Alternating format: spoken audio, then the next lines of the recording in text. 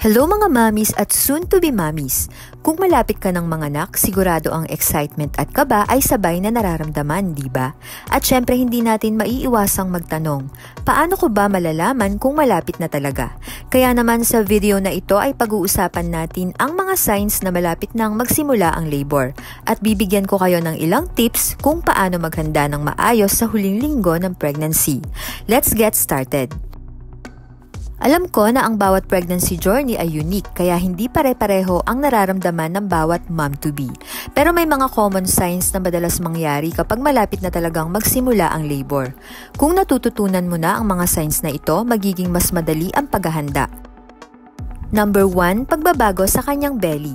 Mas mabigat at mas mabagal ang movements ni baby. Ang unang sign na malapit ng manganak ay ang pagbabago sa movements ni baby. Kung dati super active siya sa loob ng tiyan, ngayon ay mapapansin mong mas mabagal na siyang kumilos. Bakit? Kasi ang baby ay bumababa na sa birth canal at nawawala ang space para mag-move freely. Kapag ganito, baka maramdaman mo rin ang pressure sa inyong lower abdomen at pelvic area.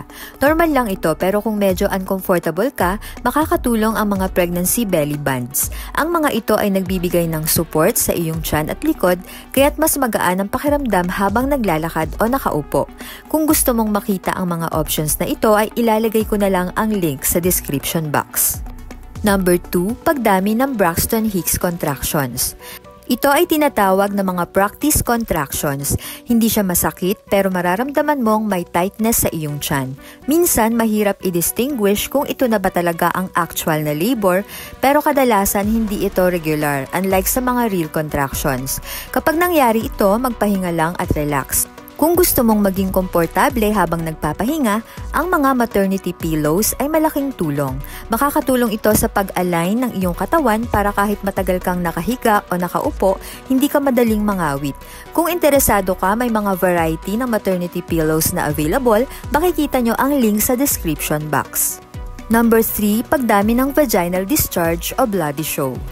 Isa pang sign na malapit ng manganak ay ang bloody show o yung pagdami ng vaginal discharge na may konting dugo.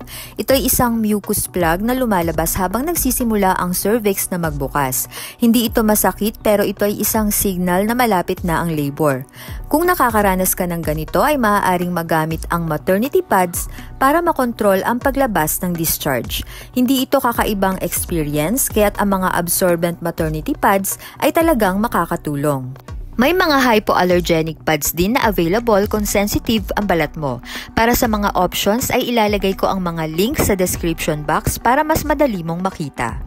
Number 4, pagtulo ng amniotic fluid or water breaking. Isa pa sa mga pinaka-obvious na signs na malapit ng manganak ay kapag tumutulo ang amniotic fluid o yung tinatawag na water breaking.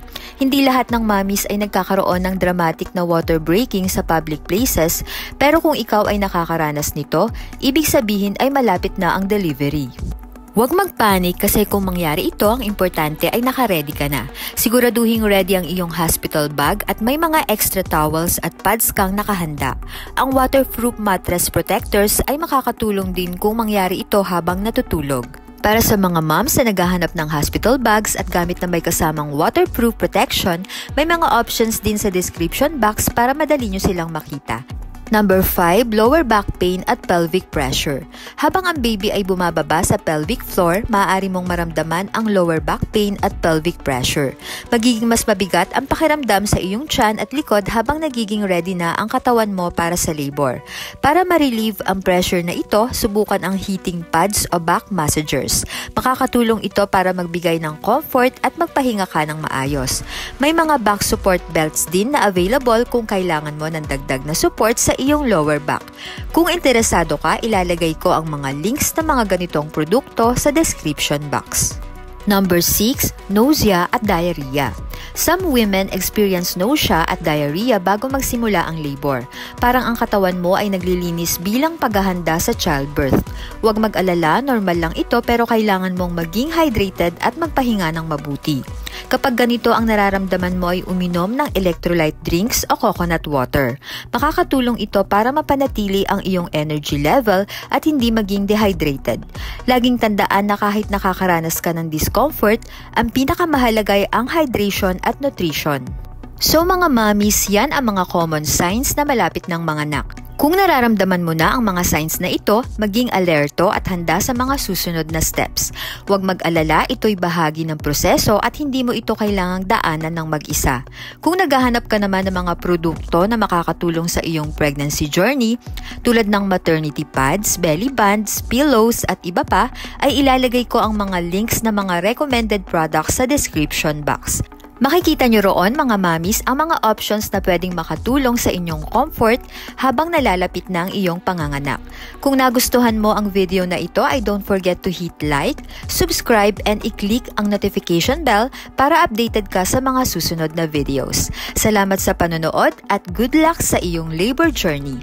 Stay safe and take care.